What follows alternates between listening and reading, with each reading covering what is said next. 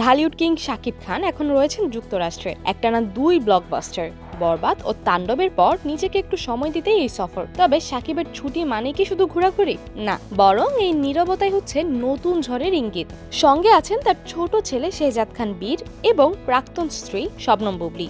দিন কাটছে পরিবারকে সময় দিয়ে, ঘুরে বেরিয়ে আর নতুন পরিকল্পনার নেপথ্যে নীরবভাবে ছুটে চলার মাধ্যমে। কিন্তু বৃহস্পতিবার রাতে হঠাৎ করে আগুন ছড়িয়ে দিলেন শাকিব নিজের ইনস্টাগ্রাম ও ফেসবুক স্টোরিতে।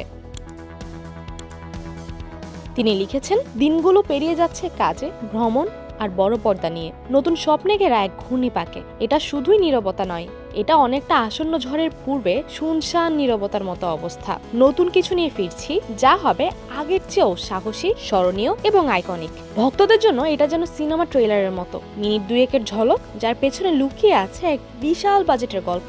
সেপ্টেম্বরে শুটিং শুরু। ফেরার পরপরই শাকিব ক্যামেরার সামনে দাঁড়াবেন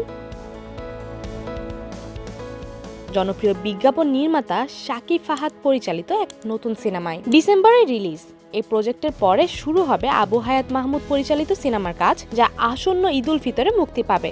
না, আসলে তিনি কখনোই গেম থেকে বাইরেই যাননি, বরং এবার ফিরেছেন আরো বড় বাজি নিয়ে, সাহসী গল্প, নতুন লুক এবং বিশ্বমানের প্রেজেন্টেশনের প্রতিশ্রুতি নিয়ে। ভক্তদের উদ্দেশ্যে শাকিব খানের স্পষ্ট বার্তা, নীরবতা ভাঙতে চলেছে, এবার ফিরছি ইতিহাস গড়তে। এখন শুধু অপেক্ষা, শাকিব খানের ঘোষণায় আবার কাব্যে ঢালিউড। তৈরি তো?